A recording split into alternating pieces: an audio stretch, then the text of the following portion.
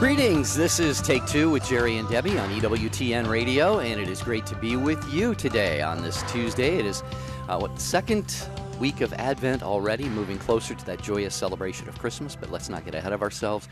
Let us make full use of this time that we have. Penance services going on in many places, so let's get ourselves all focused and centered and consecrated and concentrated and cleaned up. Speaking of consecrated, I'll talk about that in a minute. Yeah. I'm Jerry Usher with Debbie Georgianni. Debbie, you're looking great there in near Phoenix. How you doing? In Arizona. But Jerry, you're in Fort Wayne, Indiana, and I want all of the Take Two family, please go to YouTube or Facebook right now and see the picture of Jerry Usher. He looks like he's having a near-death experience or something. It's the rays. No, I wouldn't describe it that way. Well, like the rays, like how you get the tunnel of light, Jerry. I'm serious. Right. Doesn't it look like it? It looks. No, don't go into the light yet, Jerry. Not after. And wait for this hour, okay? Yeah. Well, I'm actually. I'm in Fort Wayne, Indiana. I'm in the home of Darlene Simpson and her husband. I believe his name was Mike. I met him briefly last night. I hope I got that right. But beautiful, lovely home. I'm here in Fort Wayne. I'll tell you why in a minute. But I am in just a little kind of a den type setting here. They got their beautiful Christmas tree up here, and just outside is a beautiful bay window. And like you said, Debbie, the sun rays are shining in here. It looks almost like a movie or a picture or a painting or something. It looks like heaven is trying to reach down and just say hello. It really does. It's unbelievable. Folks, you need to go to Facebook and YouTube and check it out, and then you comment and you tell me if you see the same thing. It looks like heaven. Well, maybe, we've always felt that this show just, we just truly believe that heaven is working on our behalf for this show and all the listeners that participate, because this is really a peer ministry. This is where we travel together to get closer to God. We introduce these topics that we can all relate to, Jerry, and we comment and we share our wisdom and our life experiences, and hopefully we pray about this, that we would like to be a little bit changed, a little bit closer to God with this brief hour we get to spend with one another. I hope I summed up Take Two appropriately, because I tell you what, Jerry, when we have full participation, we really have a very fruitful and vibrant conversation. And that's what we want today. We have titled the show today, Love at First Sight. And we spelled sight S-I-T-E.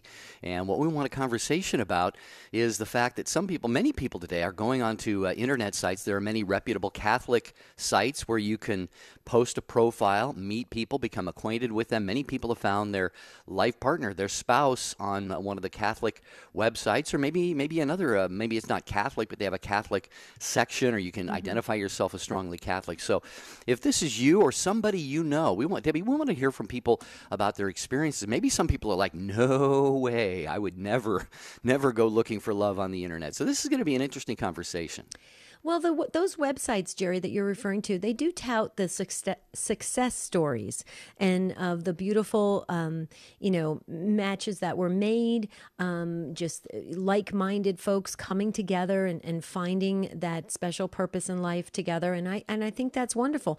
But like you said, Jerry, there's some tragic stories that go around online dating sites. It's very deceptive. A lot of folks post things that aren't true. It could really lead you down a definite kind of a scary path. And if that has happened to you as well, we want to hear about it. So let's talk about this. And Jerry, you titled it Love at First Sight. I love the way you said that, finding love in cyberspace. I think this is going to be a very good discussion for all of us, because let's face it, this is the times we live in. And that's how folks, people don't want to be set up on a blind date or go to a bar to meet somebody or a dance club or something like that. They would prefer to get to know somebody online first, so they can, be kind of a little bit picky and choosy to see if that's the person they really want to spend their time with. So if you've had some experience on an online dating service, please call us and share with us what that was like for you. 1-833-288-3986. Another way to remember it is 833-288-EWTN. But fill those phone lines, because Ryan Penny is waiting to answer your call. That's right. I went to college at Franciscan University of Steubenville with a gentleman who actually went on to start one of the very solid Catholic online dating or meeting sites. I'm not really sure what to call it. I mean, I guess they call them dating sites, but for me, it'd be more like like a meeting site. Because I don't know if you'd want to even get to the point of dating until you meet somebody and get to know them, who they are, what they're about. And of course, here's the thing. As good as these Catholic dating, single sites are. Let's face it, and this is another question. I'd love to hear from anybody who can comment on this, especially if there's anyone listening who operates one of these sites. How do you filter people out? Do you have safeguards in place? Because let's face it, Debbie, we know on the internet is a landmine, a minefield, really, of people who are going to find sites like this, for example, and pose perhaps as a devout Catholic or this or that or the other thing, and maybe that's not the reality. So, how much caution needs to be exercised in approaching a situation like this? Yeah. I had a brief stint on an online dating site, Jerry, that a friend of mine said, you need to just go on because, whatever, you're young and you could, maybe find somebody really good that, shares your faith and stuff like that. And I went on I did one of those, free, how they have those like free trials or whatever, Jerry's Right. like 30 days or something like that. Anyway, first person that ever, that ever connected with me, he owned this big ranch in Arizona, in the Tucson area, and he didn't want to know anything about me, not my spiritual life, anything. He just wanted to know if I fit the build and the criteria because he had a ranch and he wanted to fill the ranch with many children. And Wow. so he asked me, he said to me, this is no joke. On the first encounter that we had over the phone, he said to me, well, you look like you just fit perfectly. And so I really want to have many kids. And here's the deal. You give me a big family and I will give you the ranch and a credit card to do whatever you want. This is no joke. And you passed that up? Well, here's the thing. I said to him, well, first of all, I just need to say something. No offense or anything, but your picture, you look a lot older. He lied about his age. He wanted, Wow, what? and that's devastating. But anyway, needless to say, we never went on a date or did anything like that. I said, I'm done. And I went off the dating site. So we're talking about love at first sight here on Take Two with Jerry and Debbie. And we want to hear from you. 833-288-3986.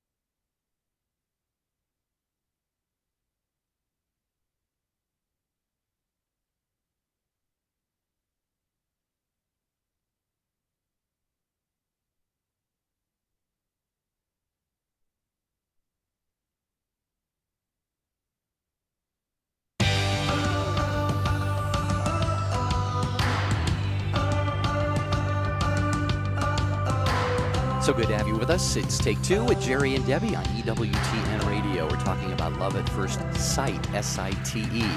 Have you been one who has been on one of the Catholic or other single sites looking for a possible life partner, a spouse?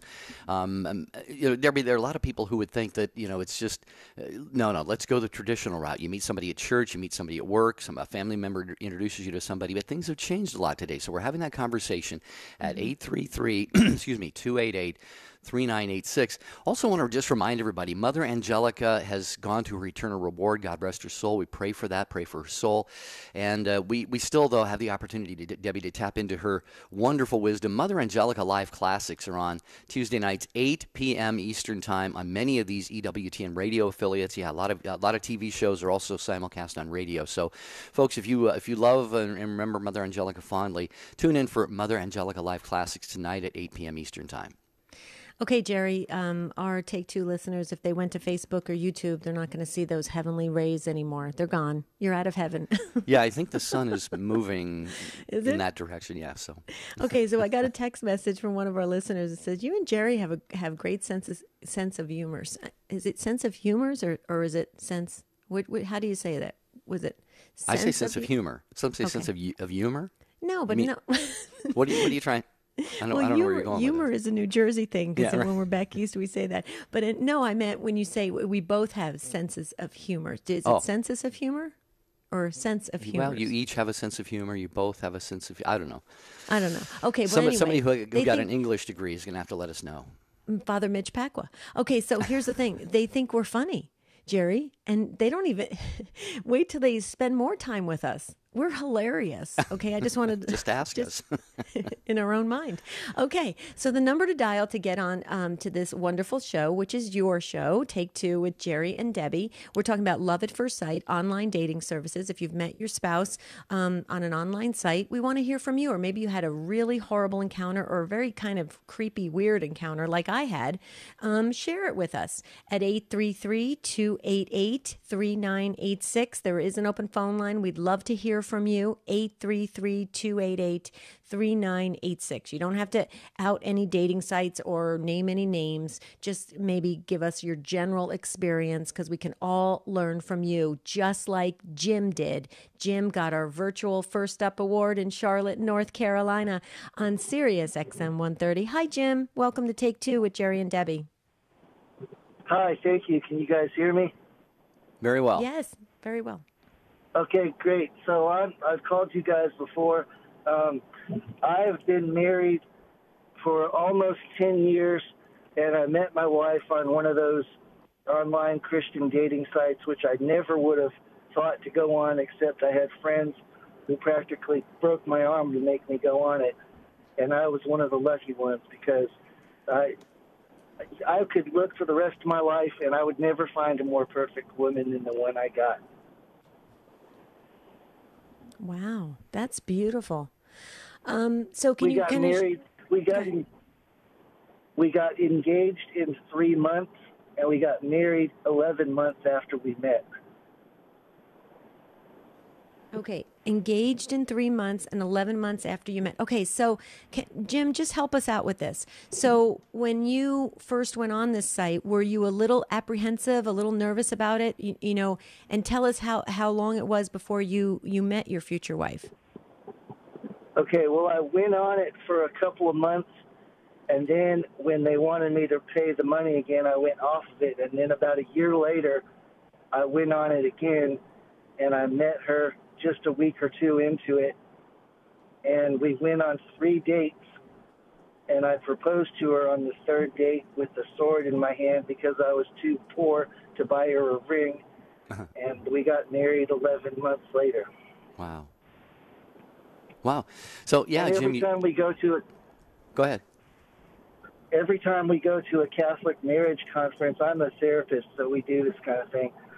My wife always tells the story of how I got down on one knee with a sword in my hand because it was the most valuable thing that I had. And so I gave her the sword, and she kept it for a few months until I saved up enough money to buy her a ring. Wow. So this has been obviously worked out very, very well for you.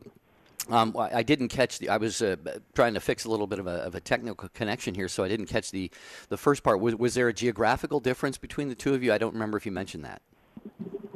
No. Well, I lived in North Carolina as well, but I lived about 2 or 3 hours away from her. Okay. Okay, so I have a question. But, Can I have a I have a quick question. Okay, so Sure. you are one of the amazing success stories that they promote and they use to sell these dating sites. Can you give all of us any recommendations, any things that you would have maybe done differently at the beginning or whatever? Can you just give us a little bit Sure. of a background experience so we can, pass that on? Well, this would mostly be for men. Don't do it unless you're serious. You got to be really ready. I mean, I was at the point where I was sick of myself. I was asking God for a wife for a long time, and I was at the point where I was ready to do whatever work I had to do to be prepared to be a good husband. And you have to know, I mean, there was a lot of hard work, spiritually. There was a lot of things I had to do to be ready, and it happened really fast. But we had a lot of good counselors and priests and deacons helping us, and we actually go to marriage counseling even though we don't need counseling, which is kind of funny because I'm a licensed counselor, and all of our friends, when they find out that we go to counseling, they're in shock, and they say, "Well, you guys don't need to go to counseling." And I say, "Well, the reason why we don't need counseling is because we go to counseling." Right. Wow. Yeah. Well, this is, we don't typically want to promote any of the particular sites here, Jim, but did you have to look and maybe make choices among some of the different, dating single sites that were out there? How did you go about actually choosing the one that you ultimately did? What were the criteria that were important to you? I didn't have one. I was doing it just to get. There was a friend of mine they were older married couples, and I went on this date with this girl that I met in a play that we were both in, and we went on a double date with this older couple, and they started ragging me about it, and they said go on this site, and I did it just to get them to stop bugging me about it. So it was one of the first ones, one of the more Christian ones. And I was a new Catholic convert at the time, so I don't think I really had very much sense. I would have done the Catholic one had I known about it, but then I probably wouldn't have met my wife because she was an Episcopalian at the time. Now she's Catholic. So it worked out well. But like I would say to your question, especially to men, don't do it unless you're ready to change your life and commit and actually be a real husband. Don't do it just to have fun. Right. Yeah, that's very sound advice, Jim.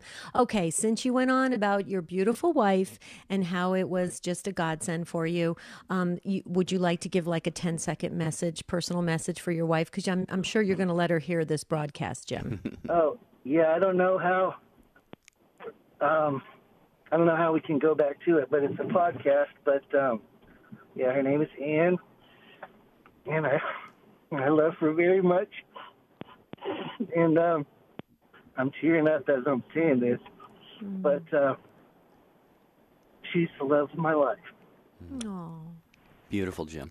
Jim, Yeah, that's and beautiful. Jim, thanks for your great call, Jim, and thanks for just letting your heart, be revealed right there. How much you love Ann, and we'll pray for all of you and Ann, and all others as well. And it shows that it can work. It can work in spite of some of the, the dangers that might be out there. And as Jim said, some guys, even some ladies, Debbie, I presume might use it as a way to sort of maybe avoid ever, really making that commitment. So, thanks, Jim, for your call. We appreciate that so much. Talking about online dating single sites today. Even if you've never had an experience with this before, but you're still single and wondering if marriage is your vocation, have you thought about online single sites? Have you maybe said, no, I'm going to stay away from that and do it more like meeting somebody, like God brings somebody into my life, that sort of approach? Maybe that's your philosophy on this. 833-288-3986. And we're going to go next to Joseph in North Dakota, listening on our friends at Real Presence Radio to Take Two with Jerry and Debbie. Hi, Joseph. Hi, Jim. Hi, Debbie. Just giving you a quick call. I was in a very, about 18-month long relationship. Thought it was going to go towards engagement, and it fizzled. And at the time, I was temporarily away from my permanent residence, and it seemed like the relationship was over. At the time, I had a spiritual director of about 5 or 6 years, and talked to him and said, do you think this is maybe just a good thing to kind of go into, if nothing else, to get my head away from the serious breakup, and ended up talking with a woman online for a little bit of time, and came back to where I lived and where she lives, and went through the process. I would agree with Jim, the last caller. You have to be very serious about it, but there are good people on the other side. In my case, I ended up dating the person for 5 months, 6 months. Just knew it wasn't, loved her as a person, but we weren't called for each other. So, yeah, I would say it's a good experience. I'm still in the process, but it can work, but you have to be just discerning about what you're looking for. You know, if that person's going to actually bring you to heaven, if you're going to be able to bring that person to heaven. So overall, I think it's a good site. You just have to be wary of the people that don't give you that impression that they're serious about the process, like Jim just said. Yeah. Well, so Joseph, let me ask you a question. When you went on this dating site, did you find that other women were they truthful about their lives? Were they upfront about it, or did you have to kind of really spend that time and try to get to know them online in order to really, see deep into their heart or soul? How does it kind of work? Help us out a little bit. Well, I think everyone's kind of a little bit distanced at first because they don't know who they are, and perhaps a few spill their guts about everything. But I ended up talking with two people somewhat seriously, and in both cases, you kind of inch in a little bit, and you have the conversations, and then maybe you get a phone number and you talk, and then you meet. I think if you go about that process, they're pretty open, and I was a little bit more. Juan Diego, es que ese cerro que le estaba indicando la Virgen, el Tepeyac, que significa cerro nariz o cerro punta, eso es el significado de Tepeyac, es un cerro árido, salitroso, polvoso, donde solamente crecen abrojos, espinos, lleno de piedras, seco, muerto. Y todavía en diciembre que helaba. Lo que sí es extraño para Juan Diego, aunque no dudó, es que en ese cerro, hasta lo alto de ese cerro, estarían flores. Juan Diego no duda, pues, sube el cerro del Tepeyac y efectivamente encuentra en lo más alto del cerro, ese cerro de muerte, ese cerro pedregoso, ese cerro signo de la cultura de la muerte. Ve este vergel lleno de hermosas flores, tan hermosas que dice son rosas de Castilla. Aquí me tengo que detener también para explicar esto. Rosas, en aquel entonces se decía de la gran variedad de flores. No solamente lo que nosotros conocemos como la rosa, sino era gran variedad de flores. Y luego dice, de Castilla.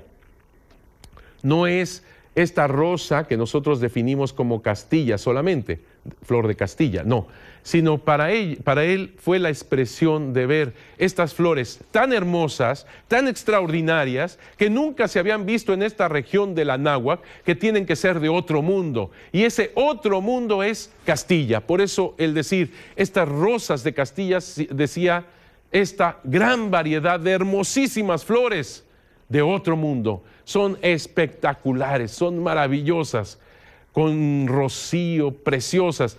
Juan Diego toma las rosas, corta las flores, corta la variedad de hermosas flores que se encontraban ahí y las pone en su ayate, que decíamos que más exacto es llamarlo tilma.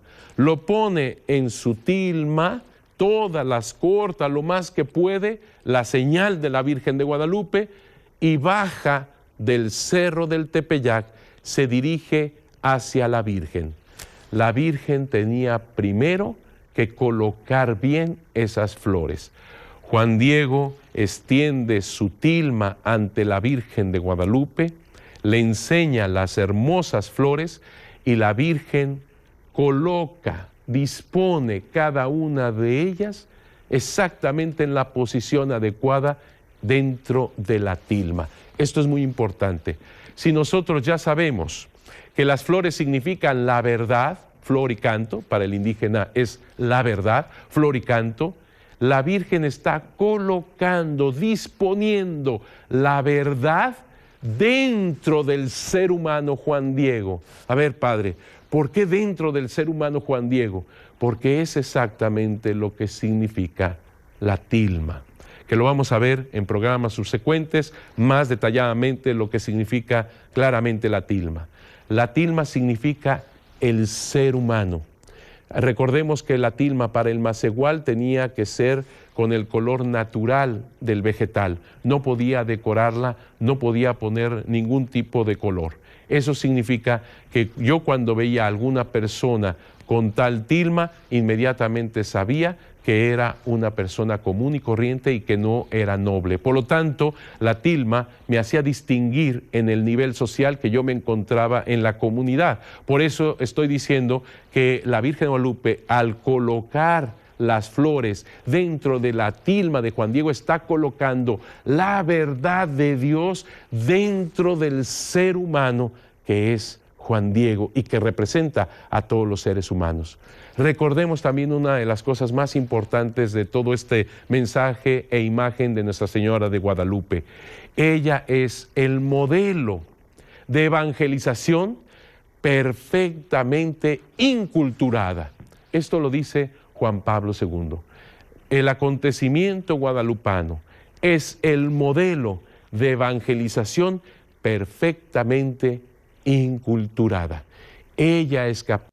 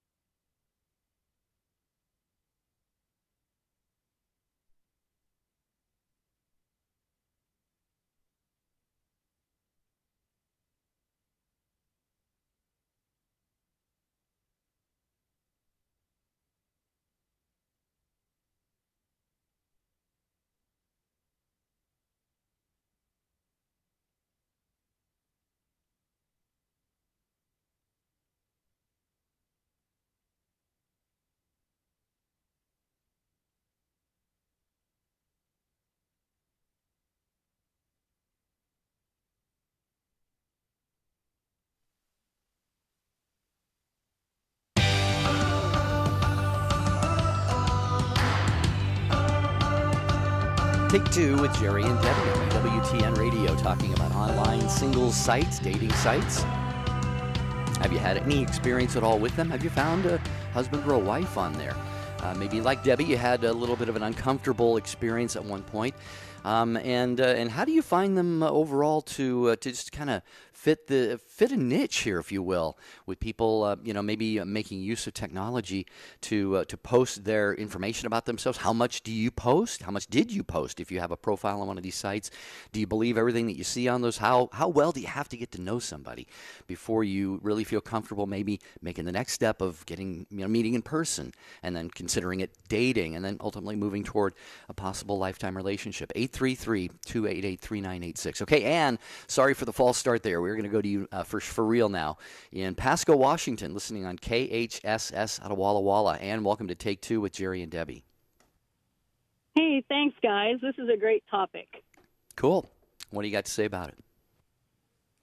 Well, I met my husband 12 years ago through an online dating site. I was 43 and he was 36. I had a friend when I turned 40 sign me up for a multiple of dating sites as a birthday present because she thought that was the way to go, and I was going to church. She's not a church goer. So I had some interesting experiences, much like Debbie. And when I moved back up north to Washington State from Los Angeles, I had one date with someone from Walla Walla, and I was like, this is ridiculous. I'm done. Went and talked to my priest. I'm like, what is going on? I've always wanted to be married, have 6 kids, or however many, and I can't seem to get a second date. And he said, well, perhaps your vocation is to be like a mother to all these young people that you work with. And I was like, I don't think so. God, what is this? Right? As I think as women get older, we, especially in the Catholic community, it becomes a concern because your ability to have kids, all those other things kind of change that parenting parameter. So I came back from a trip where I took some young athletes to a competition, and I opened up my email, and there was a email from a young man from Pendleton, Oregon, which I was trying to figure out, where is Pendleton? And his profile looked really good, but I'm like, he's 36. Can he read? Does he know I'm 43? And right? And so anyway, I emailed him back a couple times. He seemed really nice. And then I had a young woman that I was working with, and she goes, hey, we're going to do it the Vietnamese way. He's got a job. He's active in his church. He has pictures of his nephews up. What more do you want? We'll sit in the corner while you meet him so we can check him out. And this young woman was only like 17 years old. So we ended up meeting because I had parameters right up front. I'm not going to email you back and forth for weeks on end. I'll email you a couple times and we're going to meet. Somebody always has my phone number. They know where I'm at. I always get a text from someone like, is this going well? And I can hit yes or no. And that way, if it's not, I have to go. See you later. So I have all the safety features in place. And so we ended up getting married 9 months to the day we met. And wow. So his experience was a little different. He had gone online. And my joke is that I didn't even cost him $10 for the membership because he was still in a free trial. So he had been emailing a young woman in Walla Walla and then said, look, I want to meet you. And she says, well, I was truthful about, I have a 5-year-old, but, the dad's not in the picture and I was never married. However, I'm 9 months pregnant with twins right now. Now, that dad's not in the picture either, but you might not be looking for that right now. And he said he almost quit right then and there and said, this is ridiculous. But he persevered, and he had emailed like 5 of us at one time just to see what would happen. And one person said, I'm already in a relationship. And I emailed back, just kind of going, yeah, okay, whatever. And it turns out, though, that once we were seriously dating, that other young woman emailed him back and said hers didn't work out and thought that maybe he would be the one. And he goes, sorry, I've already found the one. And it turns out it was my friend's sister he had been emailing. And we ran into each other at church, and she's like, Rick? And he couldn't place her. And I'm like, hey, Linda. And I go, oh, were you? And we all figured it out, and it was pretty funny, actually, that everybody in that kind of area was still working together. But he lived about 75 miles away. Right. So, anyway, it was a good experience for us. Yeah, I'm glad to hear that, Ann. And I'm glad that experience turned out to be more humorous than any other dynamic that perhaps could have prevailed in a moment like that. But, yeah, and what I'm thinking as you're talking there is, as I think we mentioned on the show before, some people just think, well, no, I don't want to do this. That's kind of forcing God's will in my life. I'm just going to let God do what he's going to do, let God's will unfold in my life. Well, this may be a way of God's will unfolding in our lives. And Debbie, as Ann was explaining this story about the different people, corresponding with each other and the situations in their lives and how she and her husband ultimately came together, I see kind of God's hand all over that in many ways. I don't know about you, but I'm sure Ann probably does too. Oh, yeah, absolutely. I do as well. Yeah. I love it, Ann. I'm very impressed by your story. Yeah, and part of it is that I think in dating in general, I had a horrible date that my Catholic friend set me up on, a blind date, where we met at an upscale restaurant. I was living in Los Angeles. He left me waiting for an hour. I was getting ready to leave. I was talking to the bartender, and he came up, and first thing he does is look me up and down and go, so are we having, nookie now or after dinner? And I was appalled. Wow. I said, dude, I just bought a brand new car, and you know what? I drove it around the block. I didn't take it cross country. I said, this not happening. That's really rude. Stuck me with and I called my friends. That's the first thing I did. I said, whatever possessed you to think that we had anything in common? Because you have to know what his lifestyle choices are. Well, you're both single. So I think with the online dating, it still gives you a relative sense of control. Like you can look at certain things, especially as you're older, right? And say, all right, he's been employed. He's had these things. If it's accurate, right? I mean, I had a friend show up for a date, and the guy had no teeth, was 300 pounds overweight, hadn't had a job in 4 years, right? And his picture was like he was an NCAA athlete picture. So part of it is you have to be open to those experiences and realize it's either going to be a really good story or a waste of half an hour of your life. Right, right. So you have to be discerning, and you have to be looking through it. And Anne, I just wanted to say too that I mean, great story and great advice that you're giving as well. The other thing I just want to say real quickly, I just recently read an article that said that it's very healthy for the lifetime of a relationship if the wife is older. So you might want to look that up online. It actually I just read it recently, and they said it's actually very fascinating, and it proves to be very healthy for both the husband and wife if the wife is a little bit older. And there you go, Anne. You have that recipe right there. Pretty cool. And we just want to thank you so much for calling in and sharing your story. It really does help us, and we can learn more from other people's experiences. And then when we go into it, we're not going into it blind. We know exactly how to maybe navigate it so that it can really benefit us and hopefully benefit us in a spiritual way. Jerry, wouldn't you think? I mean, going on these online dating sites, I mean, you really want to have something come out of it that is helpful to you.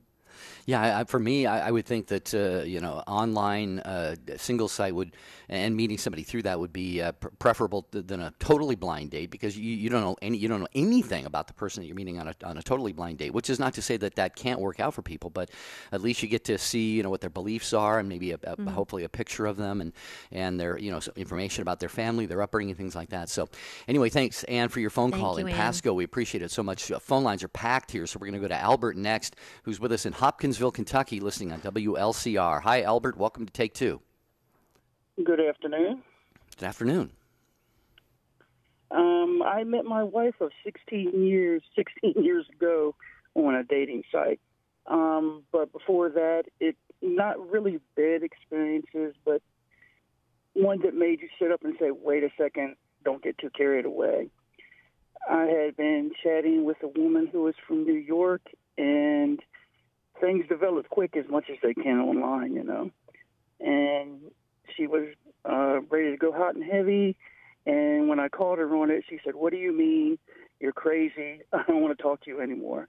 And that just made me sit back and say, what just happened? But I was in the chat room with a whole lot of other people and developed some good friendships. There were even a couple of times where my wife, not at the time, got together with a bunch of them in St. Louis and Washington. But we developed a lot of friendships, and I started chatting with a couple of other women, one of which was my wife. And she said the one thing that sparked interest from her to me, was I asked her, why did you convert? Because she had been a recent convert. And that sort of set me aback. But we talked for about 6 months, and she finally called me one night, and we talked on the phone for 8 hours. But we got to know each other real well, right. More than I ever thought you could, just without meeting in person. And in the back of your mind is, really, do I trust this person? But I don't know if I was. Of course, I was blessed, but we got to know each other real well. We were 700 miles apart. Around Christmas of that year, she came to see me first, and everybody used to ask her, why didn't you think that was kind of dangerous? And she said, if I got to where he was living and I saw what kind of house it was or anything, because I didn't have her address, she goes, I could turn around and go back. But you just have to be careful and blessed, of course, and a little bit lucky. Right. Albert, real quickly, can I just Albert, can I comment on something that you said, because I think it's interesting? You said Yes. you were in chat rooms with other women, and it sounded like your wife, or your future wife at the time, you weren't even dating yet. She got to observe, or to watch how you interacted with other women, and I think that is really telling. I think that can be very helpful, because a lot of times when we are courting, when we are dating, we want to know how our boyfriend or girlfriend is gonna respond to other people, how they're going to interact. Are they going to be polite and courteous? Are they going to overstep their bounds? Are they going to do so? That's very interesting. So your wife got to kind of sit and watch how you. Yeah, how you conducted yourself. And I think that's very interesting, Jerry. That's a component of this that we didn't even tap into yet. What do you think, Jerry? Yeah. It's like one of the previous callers saying that I think some of her friends says, well, when you get together on that first date, we'll be sitting over there in the corner observing, and I don't know. I mean, some of this stuff I think is probably good and healthy and helpful. I think it could probably go too far, because at some point, you want to trust people and you want to, be your own person and so forth. But I don't see anything wrong with that. And especially online, I think you could tell a lot about somebody, about how they comport themselves in a conversation online. A lot could still be hidden and faked and all of that stuff. But in Albert's case, it sounds like it was very, very helpful for his future wife to be able to see how he was interacting with the other people and what kind of a man he was because of that. Absolutely. And it worked. You said 16 years ago, Albert. Way to go. That's awesome. So we consider that a match made in heaven. That is just beautiful. I love it. Thank you so much, Albert, for the call and for your life experience. It really did shape the conversation today. Jerry, go ahead. I was just going to say, we got social media coming in like crazy. Yeah, it's Take Two with Jerry and Debbie, and Jane emailed at take2@EWTN.com. She says, hi, Debbie. Thank God he knows how to get your attention, and make an impression. I think she's referring to your story about the man who wanted to marry you if you would have a bunch of kids for him to work his farm, and he'd give you a credit card. Jane says, I can't contribute to this one. After running away from my abusive husband, I never wanted to go out with anyone ever again. God made an impression on me too. God bless, Jane. And Jane. Sarah on Facebook, awesome. Sarah says, I met my husband on MySpace, but we had a mutual friend in common. We've been estranged for a few years and will be getting divorced. Again, my little niece was so wise and said, people should really take being married more seriously. Why did he ask you if he didn't want to be married? She says, the earlier caller's advice made me think of what she said. And finally, Marlene, Debbie, this is beautiful. Marlene on Facebook. My husband and I met when we were born.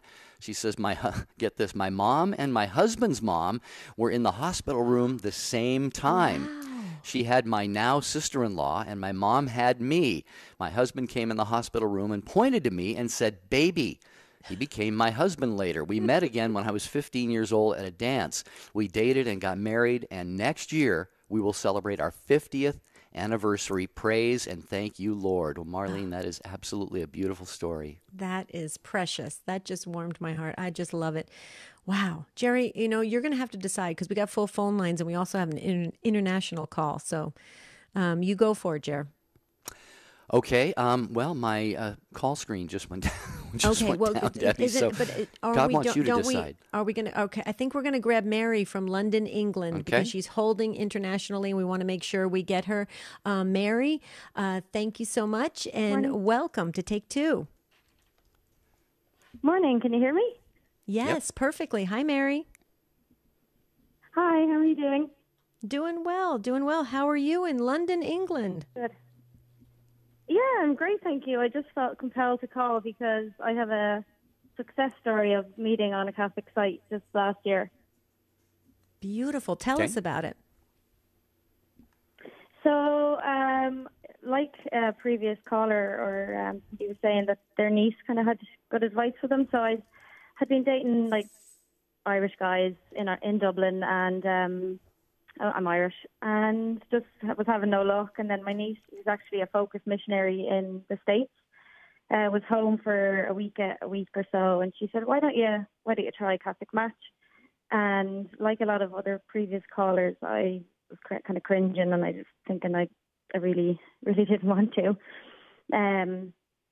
But I said I'd give it a go. So anyway, I looked online, and about 3 people in, and then I saw my what turned out to be now my husband. But I had swiped on, and I looked at his profile, and I just loved everything he said. He was really funny, and that was kind of the clincher for me. And I said to my niece and my sister, I said, oh, imagine I ended up marrying him. That was it. Thought nothing more. And in the meantime, can you still hear me okay? Just fine. Okay. And in the meantime, then, my husband, his mum suggested that he go on as well. So he likewise had gone on, but decided that he might be moving back to the States. He was living in London at this stage. So he said, I'm not going to start talking to anybody because he wants to take it seriously. But he decided then to stay. So he got back on and then got in touch with me. But the nice thing about it was the patron saint of that site is St. Raphael. His mum had been praying to St. Raphael, and that's my middle name. So we had kind of so many signs from heaven, and we both had St. Therese. And yeah, we just had, it was incredible, really and truly, and it couldn't have gone any better. And we chatted on FaceTime for ages, and then he decided to come over and visit, and we just got on so well. And then he came over the following weekend for another visit, and actually got violently ill and ended up in hospital for 5 days. So that kind of brought us really close together. And then his mum reached out to me and just thanked me for, looking after him. And I just knew that he came from really good, faithful family. So that was so important. And so we continued dating back and forth from London to Dublin. And then we got engaged this time last year, actually, in Bruges. He proposed in front of a statue of Our Lady Our Lady and Baby Jesus. So it was really beautiful. And now I'm making him dinner, so it all worked out well. Well, okay. Did you share with us his first name, Mary? His name's Tim. Tim. Okay. And so I'm sure that you continue. I'm sure that you continue together that devotion to the angels that helped to bring the two of you together, right? Yeah, we do. Yeah. Beautiful. Beautiful. What a great story. You see, God is, that's what I love about God. It is so God, because that God will use every way to connect with us, to bring us together. He'll use the internet, he'll use media, he'll use people, and because that's what he's trying to do. He's constantly trying to bring us together. And with all those signs that happened with you and Tim, I really think that, that the heavenly court was really working on your side. And I think it's beautiful. God bless you both. And we pray for you just many, many abundant blessings, especially coming up on this new year. And I think that's wonderful. I hope it's a good dinner. What you want to tell us what it is, Mary? Just kind of curious. It's roast chicken and potatoes. I'm Irish, so could have some potatoes in there. Nice. Sounds great. Yeah, we wish we were there, Mary. I haven't eaten yet today, so stop, Mary. I better stop, so I won't go into detail. Bless your heart. Thanks, Mary, for the call. Okay. God bless and happy Advent and blessed Christmas, too. You too. Just a quick reminder, everybody, Church Pop is a service of EWTN, and yes, it is spelled like it sounds, Church Pop, P-O-P. You're going to find features, new online Christian content that's fun, informative, inspirational, and you'll find it on Snapchat, Instagram, and on the web at churchpop.com. Always fun, sometimes very serious, but always a great experience, a service of EWTN. It's churchpop.com. Okay, we're going to continue with your calls, and Tina is up next in Exeter, New Hampshire, listening on EWTN. Tune in on Alexa. Hi, Tina. Welcome to Take Two with Jerry and Debbie. How are you? Hi, Jerry. Hi, Debbie. I'm doing great. Thank you. Good. Boy, I'm taking a twist to my call. I must say that I am so inspired by all these calls. I happen to be single. So I happen to be calling in because you were looking for some criteria. What do we look for when we're online dating? Well, I work from home, so staring at four walls will not get me closer to my future partner. So I find that it's really important to I know God's calling for me is to get married. I've been annulled for 4 years, and I'm really feeling my calling is for marriage. So the criteria that I look for online dating is I'm hoping they're annulled, never married, or widowed.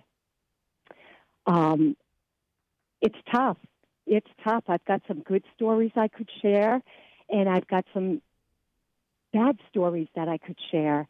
But I think, like other callers have stated, it's important to go into it with a positive attitude and just really do the screening. I think screening is crucial. Know what you want and don't settle outside of what you're looking for. Hold true to your values.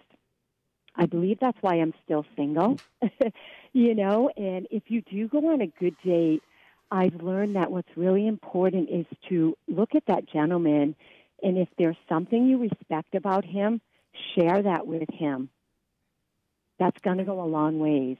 Right. So I'm hoping that everything I'm learning by all of the previous callers and my experiences of online dating, that I'm getting closer to him. Mm-hmm. Mm-hmm. I pray to Mother Mary. I pray to St. Anne. I do novenas, but my calling is to meet an amazing Christian man. Catholic would be wonderful. I'm on Catholic Match, and I'm not going to go in hiding. I'm going to stay there until God delivers me that gift. Right. Well, Tina, a couple things. You heard Mary's story from London, England, and, how really the angels, worked their ministry on behalf of her and Tim. And I think that's also important, too. In your prayers, maybe also include that you'd like your guardian angel to maybe converse with the people that you could meet, their guardian angels, to see if there's a good connection there. That's just one added thing that you could add maybe to your prayers. And also too, Tina, take it for what it's worth, but I'm a pretty good judge on voices. You have a very warm, joy-filled voice. I would definitely recommend you getting on the phone and doing some conversations by phone as well, because you just have a beautiful, welcoming voice. Wouldn't you agree, Jerry? Yeah, that's certainly a big part. I think through a voice you can tell a lot about somebody, because you can kind of just feel their and this isn't a be all and end all, but you can certainly tell somebody's disposition, kind of their whether they're happy, joyful in life, and whether they're agitated or irritated. And sometimes obviously talking to somebody, you can get a lot of other things as well. Like, are they desperate, for example, or are they content just kind of with the search and letting things unfold? And you sound a lot like that. Would you say that you're that kind of a person? You're just sort of really leaning on God and just letting Him unfold this whole situation for you? I would say that. I'm a Eucharistic minister, and I would say that that is true, Jerry and Debbie. Thank you for that. Maybe he's on this call listening. He can find me on Catholic Match if he is. Easy to find me. Okay. Well, yeah. See, what we picked up on that, Tina. It's just beautiful, your peaceful spirit, and you can just hear how much you love God, and that's a beautiful thing, and that's gonna radiate out of you in your conversations, in your voice, and everything. And so, just keep us posted. We'll be praying for you as well, and let us know how things go. And we'd love to hear from you again. So thank you so much for waiting on the call, and we're happy we got you on today, because we actually have jam-packed lines, Jerry. Well, that's right. The others on the line, Rita, Sherry, Jane, and the others, we are just simply up against the clock here, as it happens every single day. But I think it's a good way to close, Debbie, with just a promise of prayer for anyone who is still feeling a call to marriage and hasn't found that right person yet. May God lead you in the right means of finding that individual, and a happy, healthy, holy, godly marriage, and preparing one another for eternal life. That's what marriage is all about. Amen to that. Tomorrow we're going to be really talking about the Blessed Mother and how does she show up for you in your spiritual life, because tomorrow is the feast of Our Lady of Guadalupe, the patroness of Americas. So please join us tomorrow on Take Two with Jerry and Debbie. Jerry, will you be with us tomorrow? I will be, yes. Good. And tomorrow is the final vows ceremony of Sister Rose Caritas, Port Clare Sister cloistered here in Fort Wayne. I'm going to make sure that she and her community are praying for all of you, so be assured of that. Until tomorrow, please pray for us as well, and have a beautiful and blessed day.